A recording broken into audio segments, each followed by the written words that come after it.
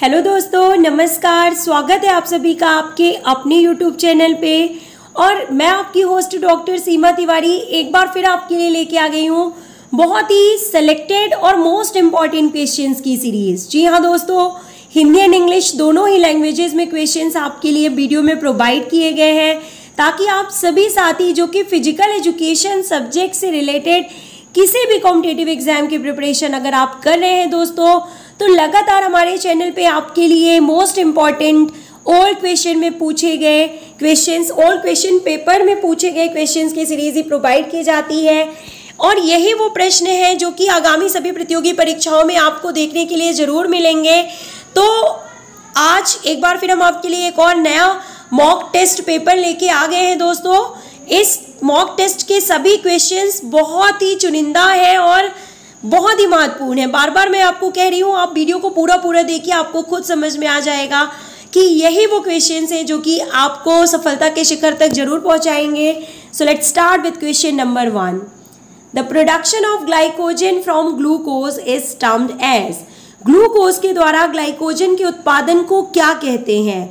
और क्या होगा करेक्ट आंसर? इस प्रोसेस को जाना जाता है ग्लाइकोजेनेसिस के रूप में। किस रूप में जाना जाता है? देखिए, ग्लाइकोजेनेसिस, प्रोडक्शन ऑफ ग्लाइकोजन यानी ग्लाइकोजन का बनना।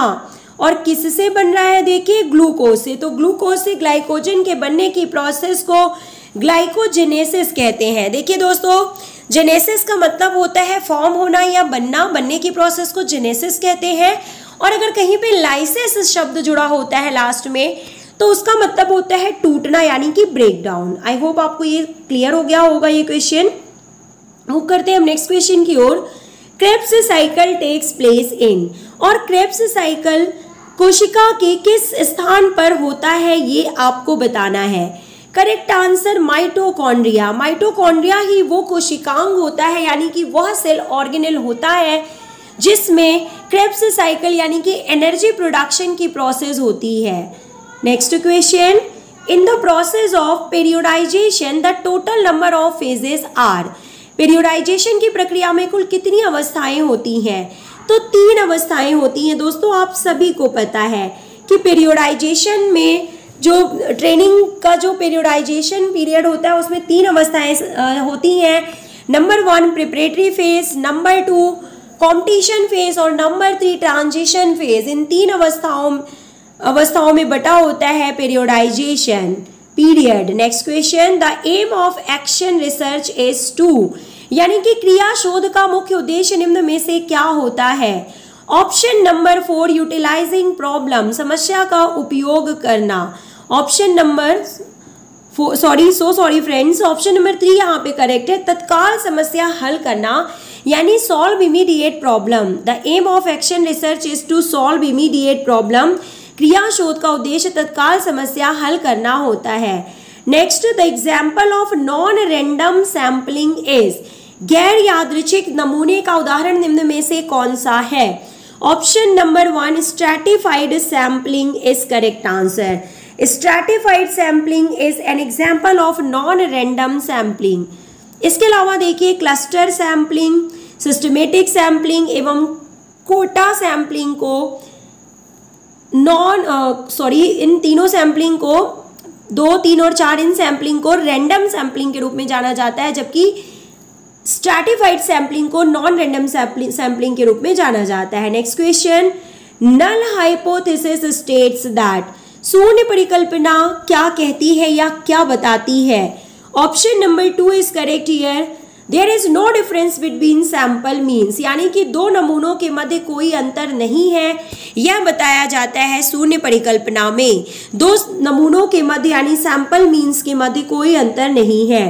The rotation of body around its imaginary areas in air is called. हवा में शरीर का अपने काल्पनिक अक्ष के चारों ओर घूमना क्या कहलाता है? Option number 1 is correct here. इसे प्रोजेक्टाइल के रूप में जाना जाता है। हवा में शरीर का अपने काल्पनिक अक्ष के चारों ओर घूमना प्रक्षेप कहलाता है। Rotation of body around its imaginary areas in air is called projectile. Next, the initiation of a body rotation in air is based on the principle, हवा में शरीर के घुमाव की दीक्षा आधारित होती है इस सिद्धांत पर। तो किस सिद्धांत पर आधारित होती है दोस्तों? ऑप्शन नंबर 1 कोणीय गति का रूपांतरण, ये आंसर यहाँ पे सही है। कन्वर्जन ऑफ एंगुलर मोमेंटम पर आधारित होती है, हवा में शरीर के घुमाव की दिशा कोणीय गति के रूपांतरण पर आधारित होती है। Next, in which type of कोलोजन the two bodies after impact do not separate, किस प्रकार की टक्कर में दो शरीर संघात यानी कोलोजन यानी भिड़ंत के बाद अलग नहीं होते हैं? Option number 2 is correct here. Perfect in elastic कोलोजन यानी पूर्ण या सही बेलोच टक्कर में दो शरीर यानी two bodies after impact do not separate from each other, ये सही आंसर है। Next, Kruskal Wallis test is used in, Kruskal Wallis test का उपयोग कहां पर होता है? Option number B is correct here. Non parametric test में क्रुस्कल वैलिस टेस्ट यूज होता है। Next, if there is a data which is qualitative in nature, how will we correlate them? किसी गुणात्मक स्वभाव के डेटा में हम किस प्रकार से संबंध स्थापित करेंगे? तो दोस्तों क्या होगा इसका सही आंसर? देखिए, इस क्वेश्चन का सही आंसर मुझे नहीं मिल पाया है, तो आप इस क्वेश्चन का आंसर सर्च कीजिएगा और क्या है सही आंसर कमेंट बॉक्स में लिख के जरूर बताइएगा। मूव करते हैं नेक्स्ट क्वेश्चन की ओर। Nephron is a microscopic structure of, यानी नेफ्रॉन किसकी माइक्रोस्कोपिक स्ट्रक्चर या मुख्य संरचना के रूप में जाना जाता है? तो आप सभी को पता है किडनी, यानी कि nephron is a microscopic structure of kidney. Vitamin responsible for blood clotting is, तो ब्लड क्लॉटिंग यानी रक्त का थक्का जमाने के लिए जिम्मेदार विटामिन निम्न में से कौन सा है? विटामिन के is correct answer. Freud originated, यानी कि फ्रॉयड जन्मदाता है। फ्रॉयड को किसके जन्मदाता के रूप में जाना जाता है, ये आपको बताना है दोस्तों। एंड क्या है करेक्ट आंसर? देखिए, विश्लेषणात्मक सिद्धांत यानी कि साइकोएनालिटिक थ्योरी के जन्मदाता के रूप में फ्रॉयड को जाना जाता है। Next question, delimitation in research report refers to, यानी कि अनुसंधान में परिसीमन या लिमिटेशन दर्शाता है, क्या दर्शाता है? तो all of the above is correct answer. Means अनुसंधान समस्या को परिभाषित करना, अनुसंधान की समस्या के लिए सीमा निर्धारित करना एवं अनुसंधान की समस्या का अध्ययन करने में सीमा, इन सभी फैक्टर्स को बताया जाता है अनुसंधान में परिसीमन के रूप में या लिमिटेशन के रूप में। Which body part can make the widest range of movement, तो एक और होमवर्क क्वेश्चन है दोस्तों यहाँ पे, जो मेरे अकॉर्डिंग जो सही आंसर है, जो देखिए यहाँ पे सही हो सकता है आंसर की शोल्डर जॉइंट जो होता है वो widest range of movement show करता है। सबसे ज्यादा शोल्डर जॉइंट जो कि एक फ्रीली मूवेबल जॉइंट भी है, साइनोथ्रोसिस जॉइंट के रूप में जिसे जाना जाता है, तो शोल्डर जॉइंट जो है उसमें सबसे ज्यादा व्यापक सीमा यानी कि widest range of movement show किया जाता है। लेकिन दिए गए ऑप्शंस के अकॉर्डिंग क्या होगा सही आंसर, ये आप हमें बताइएगा कि लेग, हैंड, नेक या फिर हेड, किस बॉडी पार्ट में वाइडेस्ट रेंज ऑफ मूवमेंट पाया जाता है। Next question, which is the longest joint in the human skeleton, मानव कंकाल में सबसे बड़ा संधि या ज्वाइंट के रूप में किसे जाना जाता है? तो knee joint. Knee joint champion, इसे बोला जाता है चैंपियन ऑफ ऑल ज्वाइंट्स, यानी कि सभी ज्वाइंट्स के चैंपियन के रूप में जिसे जाना जाता है, और वो है नी ज्वाइंट। इसे ही लॉन्गेस्ट ज्वाइंट के रूप में जाना जाता है दोस्तों। Knee joint is correct answer. अब मैच द फॉलोइंग से रिलेटेड क्वेश्चन है, देखिए तो क्या होगा सही आंसर? गोनियोमीटर। इसका करेक्ट ऑप्शन होगा option number 4। Technique to visualise inside of blood vessels and option number 4 सही होगा। Means measurement of axis and range of motion, यानी कि रेंज ऑफ मोशन के मेजरमेंट के लिए गोनियोमीटर का यूज किया जाता है। मायोग्राफ का संबंध मेजरमेंट ऑफ मसल कॉन्ट्रैक्शन से है। एंजियोग्राफी का संबंध किससे है? देखिए, बॉडी एंजियोग्राफी का संबंध technique to visualise inside of blood vessels and organs of body से है, और स्कैन फोल्ड कैलिपर का संबंध बॉडी फैट मेजरमेंट से है। तो इसके अकॉर्डिंग क्या होगा सही आंसर? देखिए ऑप्शंस के अकॉर्डिंग ऑप्शन नंबर 1 यहाँ पे सही है। ओके दोस्तों, हिंदी में भी ये क्वेश्चन हम आपको बता देते हैं, ऑप्शन नंबर 1 यहाँ पे सही है। आप सही मिलान कर सकते हैं।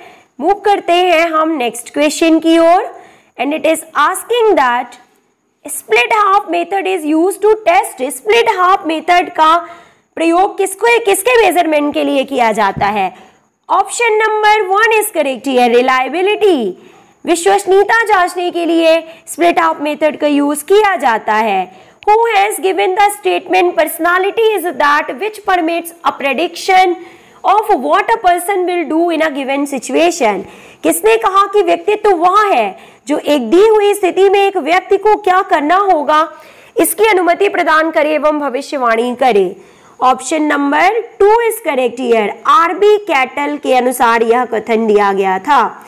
Next question, if acquisition of a particular skill interferes with learning of subsequent skill, it is known as। यदि एक विशेष कौशल अधिग्रहण यानी कोई जो सीखा गया स्किल है किसी दूसरे स्किल को सीखने में हस्तक्षेप करे या ऋणात्मक रूप से प्रभाव डाले तो उसे क्या कहेंगे? और इसे कहते हैं negative transfer of learning. 1 number आपका एग्जाम में पक्का होता है दोस्तों अगर आप इस क्वेश्चन को अच्छे से समझ लेते हैं और तैयार कर लेते हैं, क्योंकि हम सिर्फ और सिर्फ आपको वही क्वेश्चंस बता रहे हैं जो एज इट इज एग्जाम्स में पूछे जाएंगे।